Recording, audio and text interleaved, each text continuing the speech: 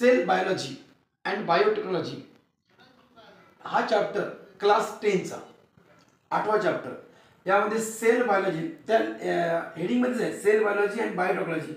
Sale बायोलॉजीचा uses बायोटेक्नॉलॉजीमध्ये कशा स्वरूपात केला जातो, कशा पद्धतीने केला जातो हे आपण बऱ्याच पाहिलं. बरेच व्हिडिओ आपण बनवले आहेत स्टेम सेल्स आहे नाही त्या संदर्भात. तर आता या बायोटेक्नॉलॉजीमध्ये काही आपले ह्युमन डिसीज आहेत, त्या डिसीज रिलेटेड काही व्हिडिओ बनवतो आपण.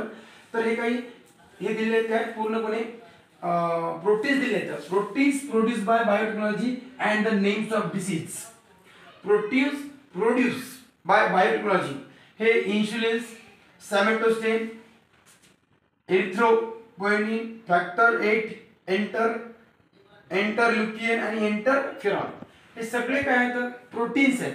हे प्रोटीन जेव्हा आपण बॉडीमध्ये घेतो तेव्हा या डिसीजसाठी काम करतात, या डिसीजला ते कंट्रोल करतात. कमी करू शकत नाहीत पण कंट्रोल जरूर करतात. म्हणजे उदाहरणार्थ इन्शुलिन्स यूज कशासाठी करतात, डायबेटिक पेशंटसाठी इन्शुलिन्स यूज केला जातो. हे डायबेटीजसाठी. आता इन्शुलिन कशाने बनवलं तर सेल बायोलॉजीचा यूज करून, बायोटेक्नॉलॉजी यूज करून इन्शुलिन्स बनलं.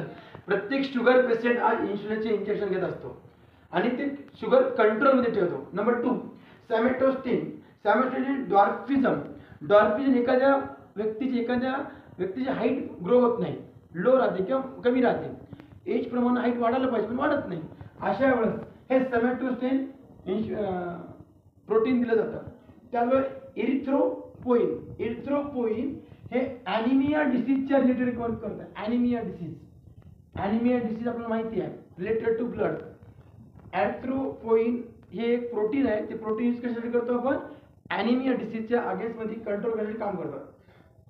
फॅक्टर 8 हेमोफिलिया हा जो एक ब्लड डिसीज आहे. फॅक्टर 8 हे प्रोटीन आहे, हे हेमोफिलिया हे डिसीज याच्या अगेन्स्टमध्ये वर्क करतो. त्यानंतर इंटरल्युकिन हे आहे कॅन्सर अगेन्स्ट. ओके, हे कॅन्सरचं कंट्रोल करण्यासाठी कमी करू शकत नाहीत.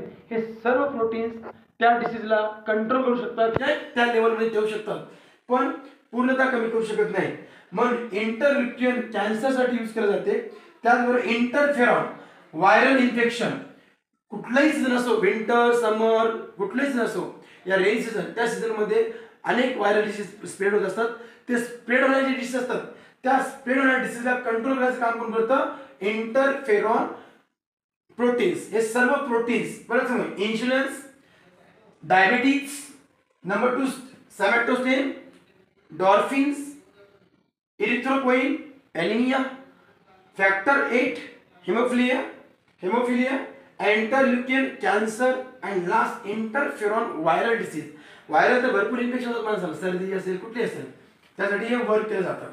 तर हे सगळ्यांनी व्हेरी इम्पॉर्टंट पॉईंट आहे.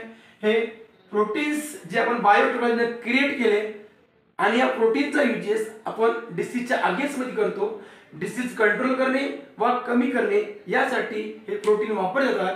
विशेष म्हणजे क्लास 10 मध्ये पार्ट 2 मध्ये 8 चॅप्टर मध्ये स्पष्ट दिलं आहे. हा 10वीचा अभ्यासक्रम आहे 10th क्लासचा. Okay, thank you.